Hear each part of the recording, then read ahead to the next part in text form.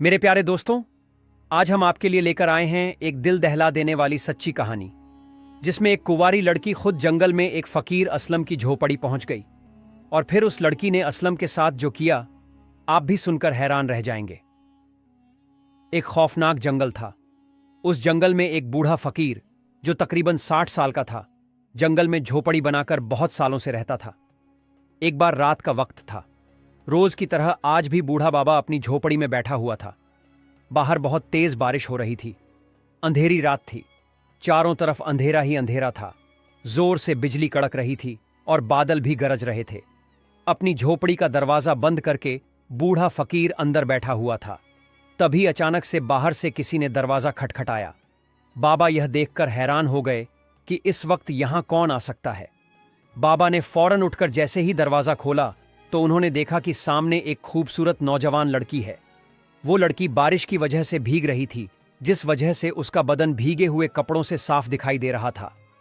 बूढ़े बाबा ने उस लड़की से पूछा, ए लड़की, तुम कौन हो और इस वक्त इस घने जंगल में क्या कर रही हो? मौसम भी खराब हो रहा है, अंधेरी रात है, और तुम इतनी तेज बारिश में कहां से आई हो? वो बहुत डरी हुई लग रही थी। उसने डरते हुए कहा, मैं यही पास वाले गांव में रहती हूं और मैं कुछ लोगों से बचकर यहां आई हूं। वो लोग मुझे मारना चाहते हैं। मैं उनसे बचकर भागती हुई यहां चली आई। बाबा, आप मुझे बचा लीजिए। यह सुनकर फकीर बाबा ने कहा, तुम अंदर आ जाओ। बाबा ने उस लड़की को अपनी झोपड़ी के अंदर बुला लिया और कहा, तुम यहां आराम से बैठो। वो डर के मारे कांप रही थी। फकीर बाबा ने उस लड़की से कहा कि तुम अपने बारे में मुझे बताओ कि तुम यहां क्यों और कैसे आई हो। कुंवारी लड़की बूढ़े बाबा को अपनी सारी कहानी बताती है और कहती है कि जंगल के पास जो गांव है, मैं उस गांव के नाई की बेटी हूं। कुछ दिनों पहले मेरे माँ बाप अल्लाह को प्यारे हो गए, यानी उनका इंतकाल हो गया। मेरे माँ बाप मुझे इस दुनिया में तन्हा छोड़कर चले गए। उसी दिन से लोगों की नज़र मेरी जवानी और खूबसूरती पर पड़ गई और वे लोग मुझे हासिल करके मेरी खूबसूरती का फायदा उठाना चाहते हैं, यानी कि मेरे जिस्म को लूटना चाहते हैं। मैं उनसे बचकर भागती हुई यहां आ गई। अपनी और अपनी इज्जत की हिफाजत के लिए मैं यहां इस जंगल में आपके पास चली आई। बाबा लड़की की बात बड़ी ध्यान से सुन रहा था और मन ही मन सोच रहा था कि शायद यह लड़की झूठ बोल रही है। इसका मकसद कुछ और लग रहा है। जरूर यह लड़की मुझसे कोई बड़ा राज छुपा रही है। वो खूबसूरत कुंवारी लड़की और बूढ़ा बाबा झोपड़ी के अंदर बैठे हुए थे। झोपड़ी के कोने में एक छोटा सा दिया जल रहा था, जिससे हल्की हल्की रोशनी आ रही थी। वो कई सालों से अकेला उस जंगल में रह रहा था और आज अचानक से उस बूढ़े बाबा के पास बहुत खूबसूरत लड़की उसके पास उसके साथ बैठी थी। फकीर बाबा की निगाह उस लड़की के गीले कपड़ों से लिपटे हुए बदन पर पड़ी। शैतान ने उसके दिल में गलत हालात पैदा कर दिए। उसके मन में अजीब सी हलचल पैदा हो गई और वह दिल ही दिल में खुश होने लगा। उसके मन में अजीबो गरीब ख्याल आ रहे थे। वो खुद को रोकने की भी कोशिश कर रहा था। उसने अपने अरमानों को काबू में कर रखा था। यह सारी बातें बाबा फकीर अपने दिल में सोच रहा था। इतने में वह लड़की बोल पड़ी कि बाबा, मैं आज बहुत डरी हुई हूं। क्या आज रात मैं यहां इस झोपड़ी में रह सकती हूं? कल सुबह होते ही मैं वापस चली जाऊंगी। क्या आप मुझे आज यहां ठहरने की इजाजत देंगे? बूढ़ा फकीर भी तो यही चाह रहा था। यह सुनकर बाबा की खुशी का ठिकाना नहीं रहा। वह दिल ही दिल में खुश हुआ और कहने लगा, हां, बिल्कुल, आज रात तुम इस झोपड़ी में बेफिक्र रह सकती हो। बहुत अंधेरी रात थी और बहुत तेज बारिश हो रही थी। उस लड़की ने कहा कि बाबा, मुझे नींद आ रही है। इतना कहकर वह सोने के लिए झोपड़ी में लेट गई। बाबा का दिल बेचैन हो रहा था। पहली मर्तबा उसके सोए हुए ख्याल जाग उठे। उसकी बेचैनी बढ़ती जा रही थी कि आज की रात कैसे कटेगी। मुझे समझ में नहीं आ रहा है कि आज रात में ऐसा क्या करूं। बाबा भी सोने के लिए लेट गया और आंखें बंद करके सोने की कोशिश करता है, लेकिन नींद कहां आने वाली थी। लाख कोशिशों के बाद भी उसे नींद नहीं आई। उसका दिल जोर जोर से धड़क रहा था क्योंकि उसके जज्बात बेकाबू हो रहे थे। उसी दौरान उस लड़की के सिसकने की आवाज आई। फकीर बाबा ने उठकर देखा कि वह लड़की रो रही थी। बाबा उस लड़की के पास गया और पूछा कि क्या हुआ, तुम क्यों रो रही हो? लड़की ने रोते हुए कहा कि मेरे साथ जो हुआ मैं किसी को बता भी नहीं सकती। यह सुनकर बूढ़ा बाबा हैरान रह गया और कहने लगा कि ऐसी कौन सी राजदार बात है जो तुम किसी को नहीं बता सकती? अगर तुम चाहो तो मुझे बता सकती हो। वह लड़की बाबा को बताने लगी कि बाबा, मैं उस तरह की लड़की नहीं हूं जो तुम मुझे समझ रहे हो। मैं कोई अच्छी लड़की नहीं हूं, मैं बहुत बेकार और खराब लड़की हूं। वह लड़की ऐसी राज की बात बताने लगी जिसे सुनकर आपके रोंगटे खड़े हो जाएंगे। वो बताने लगी कि मैं कोई आम लड़की नहीं हूं, बल्कि मैं एक जिन की बेटी हूं। ये सुनकर जैसे बाबा के पैरों के नीचे से जमीन खिसक गई। वह बहुत डर गया और डरते डरते कहने लगा, क्या सच में तुम एक जिनजादी हो? मैं तुम्हारी बात कैसे मान लूं? मुझे तो यकीन ही नहीं हो रहा है। लड़की ने कहा कि मुझे मालूम था कि आप यही कहोगे। मैं सचमुच एक जिन की बेटी हूं। मेरे बाबा जीनों के बादशाह हैं। इस बात को साबित करने के लिए मैं तुम्हें अपनी पिछली जिंदगी के बारे में बताऊंगी और अपनी सारी कहानी सुनाऊंगी। लड़की अपनी कहानी बताने लगी। कुछ समय पहले की बात है। मैं एक जिन की बेटी थी और एक शख्स था जो मुझे हासिल करना चाहता था, यानी मुझसे शादी करना चाहता था, जिसे मैं बिल्कुल पसंद नहीं करती थी क्योंकि वो एक इंसान था, लेकिन वह हर हाल में मुझे पाना चाहता था। उसने मुझ पर जादू कर दिया। उस काले जादू की वजह से मैं उसके जाल में घिर गई। वह मुझे नापसंद था, लेकिन काले जादू की वजह से उसने मुझे अपनी गुलाम बना लिया। लेकिन मैंने उसे पहली रात हमबिस्तरी ना करने दी, जिस वजह से वह मुझे बहुत मारने लगा। जब मैं बिल्कुल अधमरी हो गई तो उसने आखिरी वक्त में मुझे कहा, या तो तुम मर जाओगी, लेकिन तुम्हारी मौत तब तक नहीं आएगी जब तक मैं तुमसे बूढ़े और जवान हर किस्म के आदमी से हम बिस्तरी नहीं करा दूं। बाबा यह बात सुनकर हैरान रह गया और घबरा गया। सोचने लगा कि अब यह लड़की उसके साथ जबरदस्ती ना करने लग जाए। और ऐसा ही होता है। उस लड़की ने बाबा का हाथ पकड़कर कहा, मैं सच कह रही हूं बाबा, तुम मुझे आजाद करवा दो। तुम जो कहोगे, जैसा कहोगे, मैं वैसा ही करूंगी। मैं आज की रात अपनी जवानी तुम्हारे नाम करती हूं।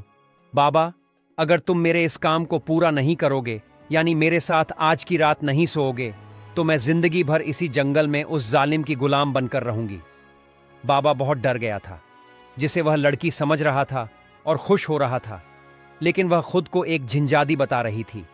वो डरते हुए उस लड़की को देख रहा था जो बहुत खूबसूरत लग रही थी। लड़की कहने लगी, बाबा, एक रात की ही तो बात है। अगर तुम आज रात मेरे साथ सो जाओगे और मुझे आजाद करा दोगे तो मेरा भटकना बंद हो जाएगा। तुम मुझे जितने दिन तक कहोगे मैं आपकी गुलाम बनकर आपकी झोपड़ी में रहूंगी। आखिरकार तुम मेरे साथ क्यों नहीं सोना चाहते? फकीर डर की वजह से कांप रहा था और वो लड़की उसके बदन पर हाथ फेरने लगी थी। तभी अचानक से बाहर से एक अजीब सी आवाज आई। बाबा फौरन हड़बड़ाकर उठे और बाहर निकलकर देखा कि दरख्त के नीचे एक खबीस तांत्रिक खड़ा हुआ है। जैसे ही फकीर ने उसकी तरफ देखा तो वो तांत्रिक फकीर की तरफ बढ़ा। उस बाबा ने उस लड़की से पूछा, आखिर तुम हो कौन? लेकिन उस लड़की ने कुछ भी जवाब नहीं दिया। वो बिल्कुल खामोश हो गई। अब वो तांत्रिक फकीर के बिल्कुल नजदीक आ गया था और बोला, ये क्या बताएगी? ये तो खुद मेरी गुलाम है। बाबा डरते हुए कांप रहा था। वह सोच रहा था कि यह कोई इंसान नहीं लग रहा है।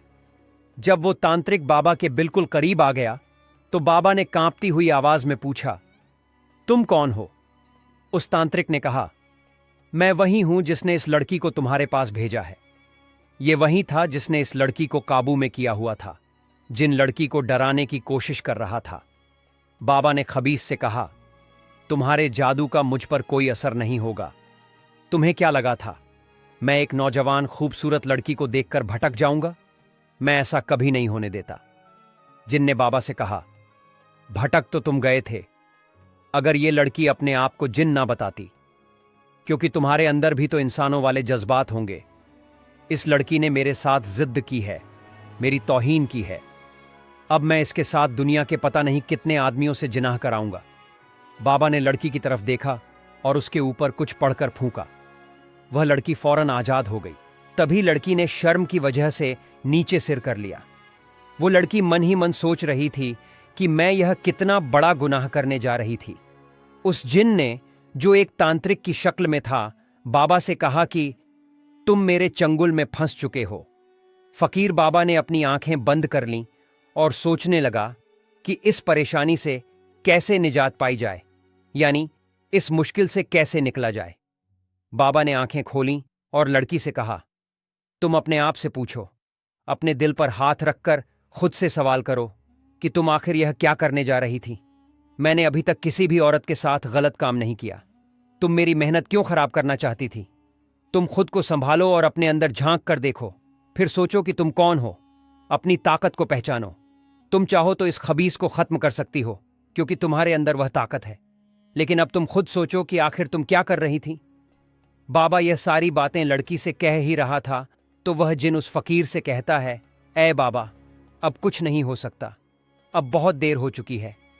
लड़की ने फकीर से कहा, मैं नहीं जानती कि क्या सही है और क्या गलत है। मुझे तो सिर्फ इतना पता है कि किसी भी तरह मैं आज़ाद हो जाऊं और मुझे राहत मिल जाए। बाबा ने कहा, तुम तो आज़ाद हो। बाबा ने उसे बताया कि तुम्हें सुकून पाने के लिए खुद को जानना और पहचानना होगा। अपने लिए तुम्हें जो कुछ करना है खुद ही करना होगा। बाबा अपनी आंखें धीरे से बंद करता है और कहता है, यह दो जिन्हों की लड़ाई है, तुम्हें अकेले ही लड़नी होगी। इस बात पर वह लड़की कहती है, फकीर बाबा, शायद आप सही कह रहे हो। वह लड़की अपनी आंखें बंद करती है और जिन से कहती है, मैं अपनी लड़ाई लड़ने के लिए तैयार हूं। यह सुनकर जिन उस लड़की से कहता है, क्या तुम मुझे हराने के लिए तैयार हो? लड़की बोली, हां बिल्कुल, मैं तुम्हें हराने के लिए तैयार हूं। फिर वह लड़की अपना हाथ उठाकर उस जिन को पकड़ने की कोशिश करती है और वह उस जिन का हाथ पकड़ लेती है। जैसे ही लड़की जिन का हाथ पकड़ती है तो अचानक से बहुत तेज हवा चलती है और तूफान आ जाता है और वह जिन हवा में उड़ने लगा और उसने उस लड़की को पटक दिया। वह लड़की बहुत गुस्से में उठी और जिन पर जोरदार हमला किया। जिन खुद को बचाने की कोशिश करने लगता है, लेकिन तब तक बहुत देर हो चुकी होती है। लड़की बहुत गुस्से में थी। अब उस खब्बीस जिन का बचना नामुमकिन था, क्योंकि अब उसका आखिरी वक्त आ चुका था। वो लड़की उस जिन को जान से खत्म कर देती है, क्योंकि वो पहले ही जिनों के बादशाह की बेटी थी। वो जिन उसका कुछ भी नहीं बिगाड़ सका। फिर वह आराम से अपनी आंखें खोलती है तो अपने सामने फकीर बाबा को देखती है। वह अपनी गलती के लिए बहुत शर्मिंदा थी, इसलिए वह फकीर बाबा से अपनी गलती की माफी मांगती है और कहती है, मुझसे इतना बड़ा गुनाह होने वाला था, आपने मुझे बचा लिया। मैं आपका दिल से शुक्रिया अदा करती हूं। बाबा ने कहा, कोई बात नहीं, यह तो मेरा फर्ज था, भटके हुए को रास्ता दिखाना चाहिए। अब तुम यहां से जा सकती हो। वो झंझादी वहां से चली गई। दोस्तों, उम्मीद है आज की यह वीडियो आपको पसंद आई होगी। अगर पसंद आई है तो लाइक करें, चैनल को सब्सक्राइब करें और बेल आइकन का बटन दबाना भी ना भूलें। शुक्रिया।